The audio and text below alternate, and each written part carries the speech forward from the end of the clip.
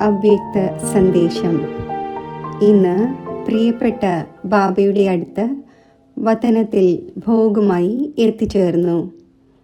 ഇന്ന് വതനത്തിൽ ബാബയുടെ സമീപം എത്തിയപ്പോൾ കണ്ടത് ഇതാണ്.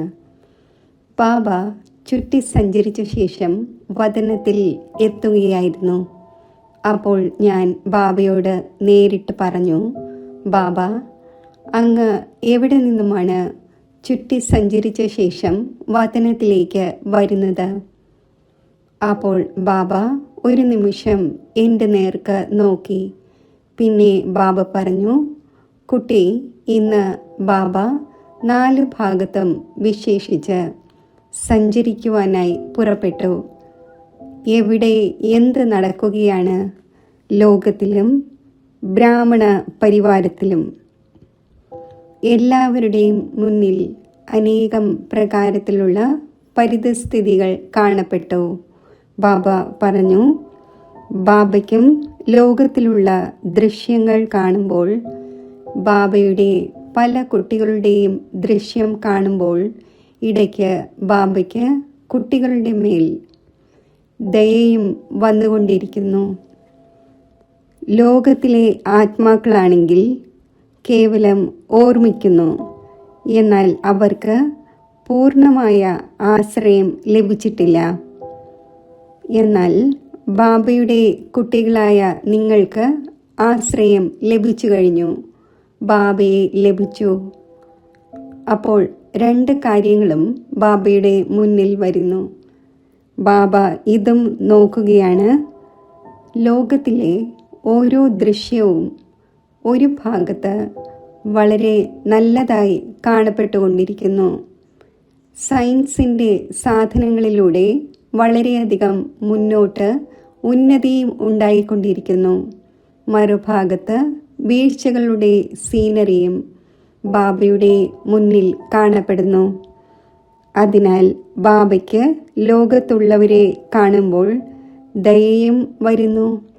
ലോകത്തുള്ളവരും തൻ്റെ സയൻസിൻ്റെ സാധനങ്ങളിലൂടെ എത്ര മുന്നോട്ട് പോയിക്കൊണ്ടിരിക്കുകയാണ്, എത്രമാത്രം ലോകത്തെ ശരിയായി കൊണ്ടുപോകുന്നതിന് വേണ്ടി പരിശ്രമത്തിൽ മുഴുകിയിരിക്കുകയാണ്. എന്നാൽ ബാബ പറഞ്ഞു, ബാബയുടെ ദൃഷ്ടി മറ്റൊരു ഭാഗത്ത് പോകുന്നു. ഒരു ഭാഗത്ത് വിനാശം കാണപ്പെടുന്നു, മറുഭാഗത്ത് സ്ഥാപനയുടെ കാര്യവും കാണപ്പെടുന്നു. ബാബ പിന്നെ പറഞ്ഞു, കുട്ടി, ഏതൊരു കാര്യത്തിലാണ് തീവ്രത കാണപ്പെടുന്നത്? അപ്പോൾ ഞാൻ ഒരു സെക്കൻഡ് നിശബ്ദമായിരുന്നു. പിന്നെ ബാബ പറഞ്ഞു, നോക്കൂ കുട്ടി, 2 കാര്യങ്ങളും വളരെയധികം തീവ്രഗതിയോടെ നടന്നുകൊണ്ടിരിക്കുകയാണ്. ലോകത്തിൻ്റെ കണക്കനുസരിച്ച് സ്ഥൂലം മുതൽ സൂക്ഷ്മം വരെ ഏതൊരു കാര്യവും ഉന്നതി നേടിക്കൊണ്ടിരിക്കുകയാണ്. മറുഭാഗത്ത് ബ്രാഹ്മണരുടെയും വിസ്താരം ഉണ്ടായിക്കൊണ്ടിരിക്കുന്നു.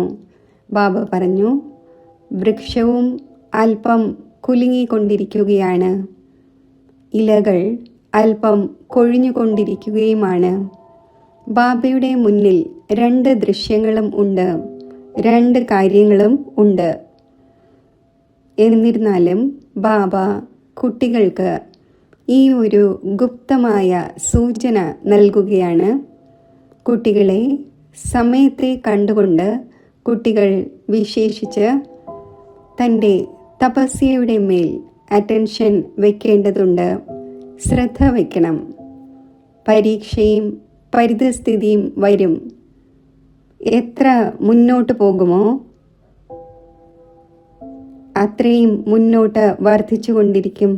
എന്നാൽ ബാബ പറഞ്ഞു, ബാബയുടെ ഓർമ്മയിലൂടെ കുട്ടികളുടെ മുന്നിൽ വരുന്ന പരിതസ്ഥിതികളെ കുട്ടികൾക്ക് സ്വയം മാറ്റുവാൻ സാധിക്കും, ബാബയിൽ നിന്നും ശക്തികൾ എടുത്തുകൊണ്ട്.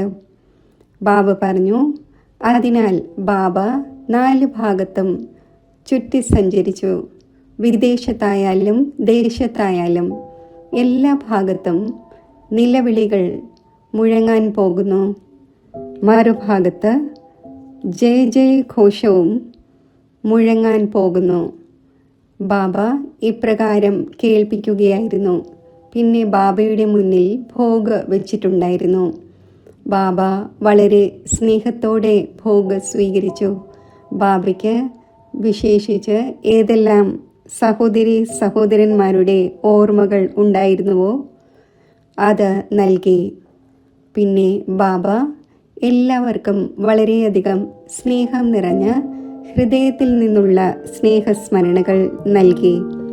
ബാബയുടെ സ്നേഹസ്മരണകൾ സ്വീകരിച്ചുകൊണ്ട് താഴെ എത്തിച്ചേർന്നു.